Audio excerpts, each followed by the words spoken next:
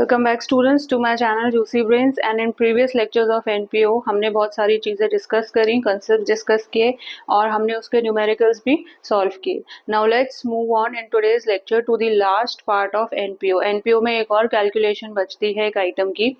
देखिए, पहले हमने एनपीओ की accounting we know it is done by 3 methods. पहला मेथड था फंड बेस्ड अकाउंटिंग जो हम डिस्कस कर चुके हैं। Second is calculation of subscription, ये भी हमने डिटेल में समझ लिया, इस पे न्यूमेरिकल्स कर लिए। Now the last part which is left is calculation of cost of consumable goods. This is cost, ठीक है, it is cost of consumable goods. अब एनपीओ जो गुड्स कंज्यूम कर रही है या परचेज कर रही है या यूज कर रही है उसकी कॉस्ट को कैसे डिटरमिन करते हैं, कैसे कैलकुलेट करते हैं। तो क्वेश्चन में दो तरीके की चीजें दी होती हैं।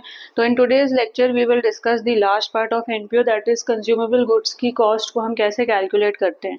So there are 2 methods by which you can calculate the cost of consumable goods। अब क्वेश्चन में या तो आपको परचेजेस दी होगी, purchases made during the year.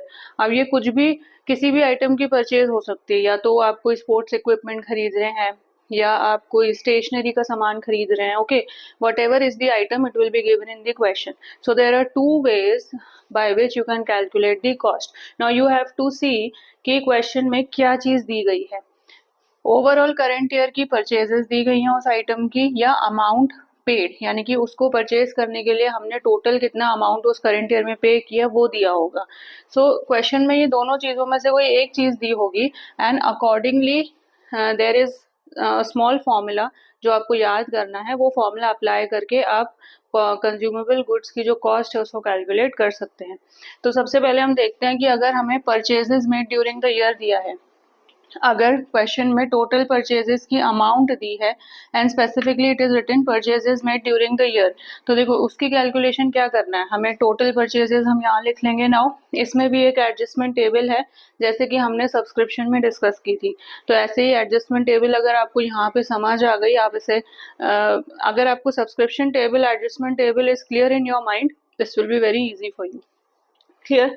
तो ओवरऑल परचेजेस आपको क्वेश्चन में दिया है, उसमें हमें ओपनिंग स्टॉक ऑफ आइटम्स को ऐड करना है, यानी कि उस स्पेसिफिक आइटम का जो भी ओपनिंग स्टॉक होगा वो उसमें ऐड हो जाएगा और जो भी क्लोजिंग स्टॉक होगा वो उसमें लेस हो जाएगा।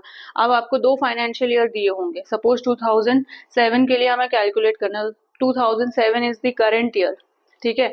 तो ओपनिंग स्टॉक 2006 का हम कंसिडर करेंगे, वाई, क्योंकि प्रीवियस ईयर है, उस प्रीवियस ईयर का क्लोजिंग स्टॉक इस साल का ओपनिंग स्टॉक हो जाएगा। सो ओपनिंग स्टॉक हो गया 2006 का और क्लोजिंग स्टॉक हो गया 2007 का। तो ऐसे 2 फाइनेंशियल ईयर्स आपको दिए होंगे एंड स्पेसिफिकली मेंशन होगा कि ये स्टॉक का, आइटम्स का स्टॉक है, ये परचेजेस है, ये टोटल अमाउंट पेड है, ठीक है। So accordingly you have to apply the formula and you have to calculate the cost of consumable goods. तो परचेजेस दिया है तो उसमें हम opening stock of items add करेंगे, क्लोजिंग स्टॉक ऑफ आइटम्स को लेस कर देंगे, जो अमाउंट आएगा वो हमारा आंसर आएगा। मींस वो ये अमाउंट है कि जो इनकम एंड एक्सपेंडिचर में हम डेबिट साइड लिखेंगे। वाई, क्योंकि ये हमारे परचेजेस हैं, ये हमारा कॉस्ट है। क्लियर। तो सारे जो एक्सपेंडिचर होते हैं, एक्सपेंसेस होते हैं, वो हम डेबिट साइड रिकॉर्ड करते हैं। तो फाइनली यहाँ से जो अमाउंट निकल आएगा ये इस करंट ईयर का अमाउंट होगा जो हमने परचेजेस के दौरान कैलकुलेट किया है and it will be debited to the income and expenditure account. So this formula is very easy. ये छोटा सा टेबल है, परचेजेस में ओपनिंग स्टॉक ऐड करना है, लेस क्लोजिंग स्टॉक करना है। Now come to the next this thing option, कि अगर दूसरा आपको वो दिया हो ऑप्शन के अमाउंट दिया है कि करंट ईयर में टोटल अमाउंट आपने इस आइटम पे इतना स्पेंड किया। क्लियर। यहाँ तो आपको टोटल परचेजेस दिए होंगे क्योंकि ये स्टॉक के टर्म्स में होगा। क्लियर कि स्टेशनरी का इतना स्टॉक हमारे पास हमने परचेज किया। यहाँ पे उस स्टॉक को परचेज करने के लिए टोटल कितना अमाउंट आपने स्पेंड किया ये क्वेश्चन में दिया होगा। So amount paid during the year, इसको भी हम यहाँ लिखेंगे। पहले amount paid during the year, अब हमें कुछ चीजें प्लस करनी है एंड माइनस करनी है। तो प्लस पहले हम यहाँ से कंसिडर करेंगे। देखो यहाँ पे हमने ओपनिंग स्टॉक ऑफ आइटम्स को प्लस किया था, तो यहाँ पे ओपनिंग स्टॉक ऑफ आइटम को हम प्लस करेंगे। प्लस अगर क्वेश्चन में क्रेडिटर्स दिए हैं, यानी कि प्रीवियस ईयर के क्रेडिटर्स और इस साल के करंट ईयर के क्रेडिटर्स दी हैं, कुछ अमाउंट दी है जो आपने एडवांस में पे कर दी इन चीजों को खरीदने के लिए, ठीक है। अगर ये दो चीजें दी हैं तो ऑब्वियसली ये वाला जो फॉर्मूला होगा ये उसी लॉजिक से चलेगा जैसे कि हमने सब्सक्रिप्शन की कैलकुलेशन की थी। क्यों? क्योंकि हमें करंट ईयर का अमाउंट चाहिए जो इनकम एंड एक्सपेंडिचर में हमें डेबिट करनी है। क्लियर? सब्सक्रिप्शन की अमाउंट को हम क्रेडिट करते थे, वो करंट ईयर की थी। ऐसे ही परचेजेस की अमाउंट को या कंज्यूमेबल गुड्स की जब बात आती है तो उसे हम डेबिट करते हैं। क्यों? क्योंकि ये हमारा एक्सपेंडिचर है।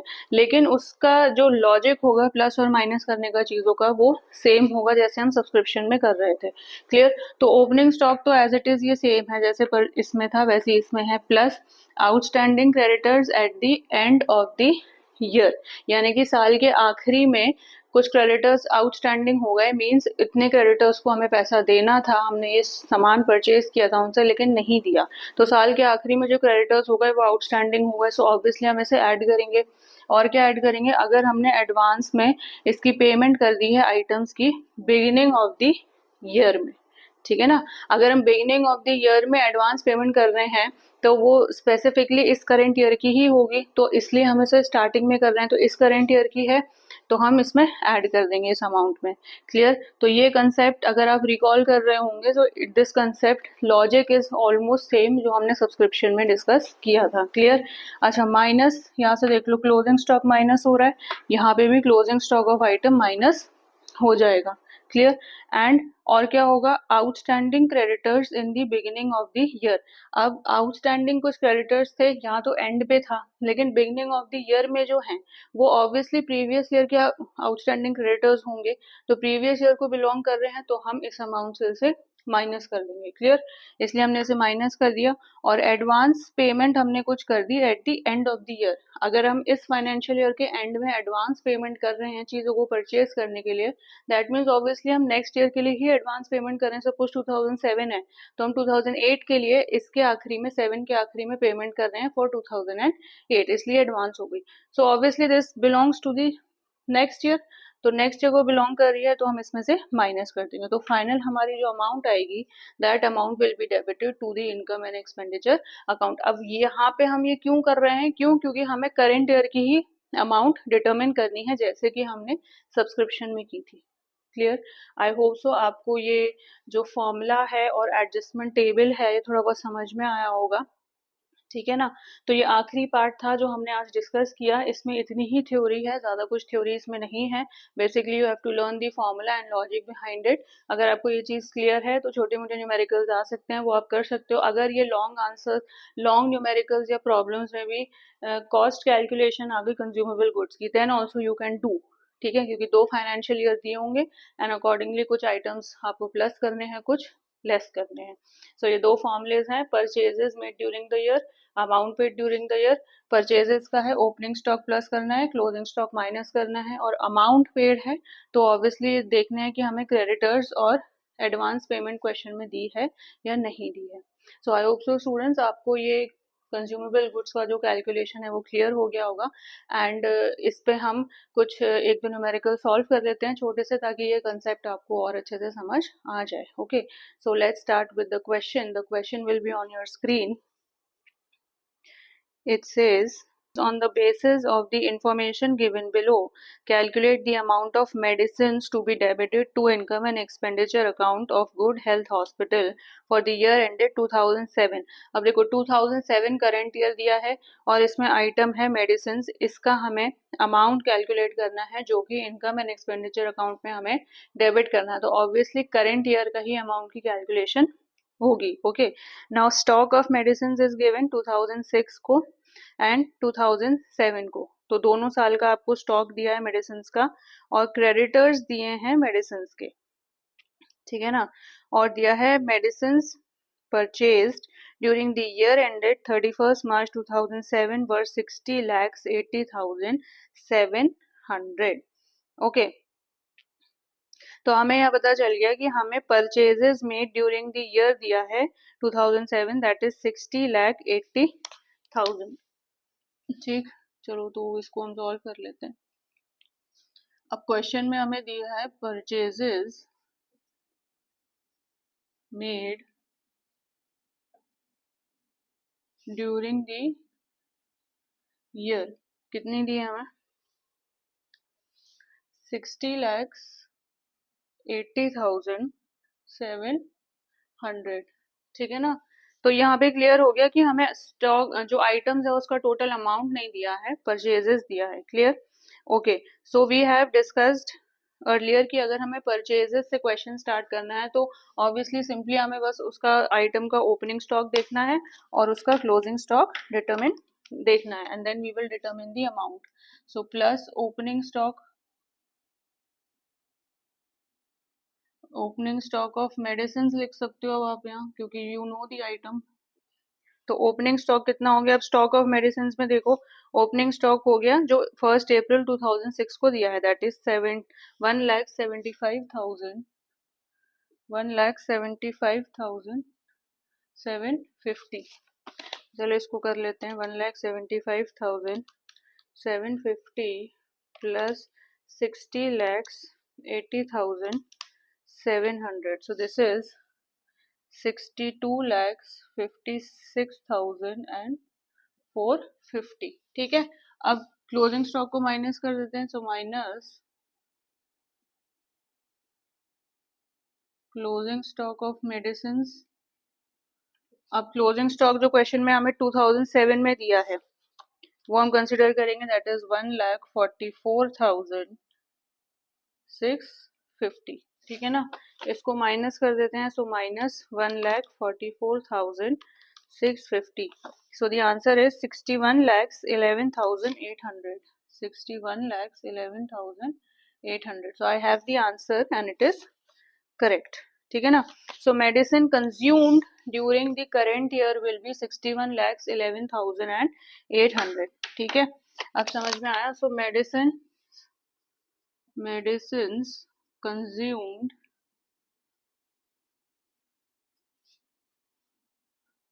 during the year, तो this is 61,11,800, so this is your answer। so this is quite simple। अगर परचेजेस क्वेश्चन में दिया है तो ज्यादा कुछ फॉर्मूला नहीं है, ओपनिंग स्टॉक को प्लस करना है, क्लोजिंग स्टॉक को माइनस करना है। Clear? Okay, let's move on to the next question, question number 2।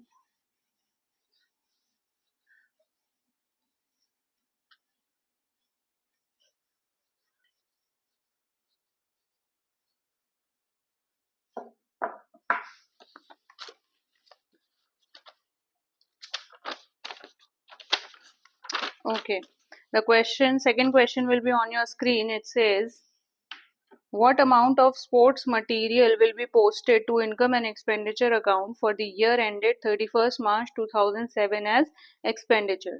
ठीक है, अब what amount of sports material पूछा है, यानी कि क्वेश्चन में इसका अमाउंट दिया होगा और उसकी अब हमें कैलकुलेशन एडजस्टमेंट उस तरीके से करनी है कि जब क्वेश्चन में amount of the item is asked. ठीक है, सो अब देखो आपको 6 आइटम्स दिए हैं।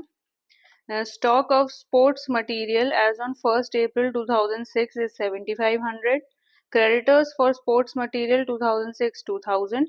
Stock of sports material 2007 is 6,200 and amount paid for the sports material during the year। अब ये करंट ईयर का जो आपने स्पोर्ट्स मटेरियल पे अमाउंट खर्च किया वो दिया है, that is 17,000। So you know the question is starting with the total amount. Clear? तो हम इसको ऐसे स्टार्ट कर लेते हैं। ठीक है, so amount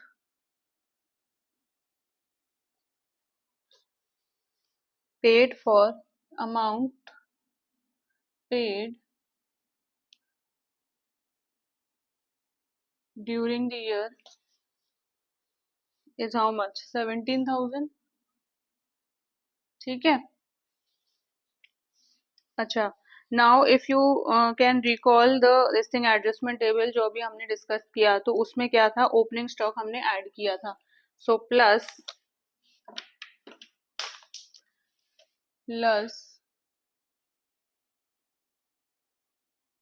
opening stock of items.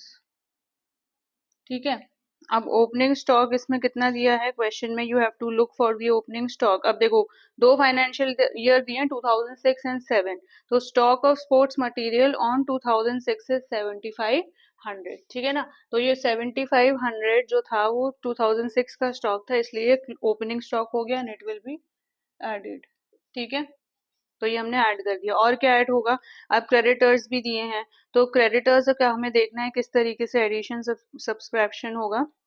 Now creditors for sports material on 1st April 2006, यानी कि ये outstanding creditors in the beginning of the year है, ठीक है। हमें प्लस करना है outstanding creditors eight the end of the year, यानी कि साल के आखिरी में कितने क्रेडिटर्स आउटस्टैंडिंग थे जिनको हमें पेमेंट करनी थी, हमने नहीं करी। So this item is given in the last, that is creditors for sports material as on March 31st 2007 is 1200। तो ठीक है ना, तो इसको हम प्लस कर देंगे outstanding creditors at the end of the year, ठीक है। this is how much 1200। Okay, apart from this advance amount भी दिया है आपको, ठीक है। अब advance amount for sports material as on 31st March 2007 की दी है, 6 की नहीं दी। क्लियर, अगर 6 की दी होती तो वो इस साल के लिए एडवांस हम पेमेंट कर रहे होते स्पोर्ट्स मटेरियल पे, but it is not given, so we will leave this out. हम सिंपली इसमें को ऐड कर लेंगे, so it will be 17,000 plus 7,500 plus 1,200, so this is 25,700। अब माइनस कर लेते हैं, minus closing stock, minus closing stock of items, ठीक है। कितना है 2007 का जो स्टॉक होगा। So now stock of sports material as on March 31st 2007 है 6200, तो अब ये 6200 हम यहाँ से माइनस कर देंगे। और क्या है, क्रेडिटर्स की एडजस्टमेंट दी है, creditors for sports material as on 1st April 2006 is 2000। अब अगर 2006 के आउटस्टैंडिंग क्रेडिटर्स हैं, यानी कि ये प्रीवियस ईयर को बिलोंग कर रहे हैं, हमें इस करंट ईयर की अमाउंट डिटरमिन करनी है, तो इसको हम माइनस कर देंगे। So outstanding creditors in the beginning of the year कितनी हो गई 2000, ठीक है। और क्या है, अब शायद हमने एडवांस पेमेंट करनी है, की है, उसका एडजस्टमेंट दिया है। Advance paid for the sports material as on March 31st 2007 is 3500। Clear, अब अगर हम साल के आखिरी में एडवांस पेमेंट कर रहे हैं, दैट मीन्स वो नेक्स्ट ईयर के लिए पेमेंट कर रहे हैं, तो यहाँ से हम इसको माइनस कर देंगे। सो एडवांस पेड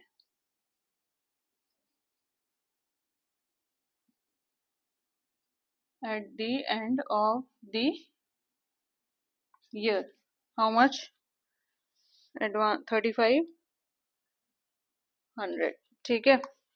इसको कैलकुलेट कर लेते हैं। Now 25,700 minus 6,200 minus 2,000 minus 3,500. So sports material or amount to be showed on the debit side, amount to be debited in income and expenditure account is how much, 14,000। Clear, so हमारा ये answer बिल्कुल सही है। तो we have to do so many adjustments. अगर question amount paid से शुरू होता है, उस क्वेश्चन में देखना है opening and closing stock mention है कि नहीं, क्रेडिट आउटस्टैंडिंग क्रेडिटर्स मेंशन है कि नहीं, एंड एडवांस पेड पिछले साल का इस साल का मेंशन है कि नहीं। Clear, so if these things are mentioned accordingly you can add and subtract the items. So this is how we solve the consumable goods cost. इसकी कैलकुलेशन कुछ इस तरीके से होती है, एंड आई थिंक सो ये एनपीओ का easiest part है जो अभी तक हमने डिस्कस किया। ओके, क्योंकि हम सब्सक्रिप्शन का फॉर्मूला डिस्कस कर चुके हैं, उससे क्वेश्चंस डिस्कस कर चुके हैं, इसलिए अब हमें ये इजी लग रहा है। Clear? So I hope so students आज का लेक्चर आपको क्लियर हो गया होगा, एंड अगर फिर भी कोई डाउट है तो do mention it in the comment section, and in the upcoming lectures हम और एक दो एनपीओ के और अच्छे न्यूमेरिकल्स को सॉल्व करेंगे, सो दैट जितने सारे डाउट्स हैं आपके वो और क्लियर हो जाएं। So in the next class. Students, अगर आपको मेरा लेक्चर अच्छा लगा हो तो इसे लाइक करें, इसे शेयर करें and do subscribe to my channel. See in the next lecture.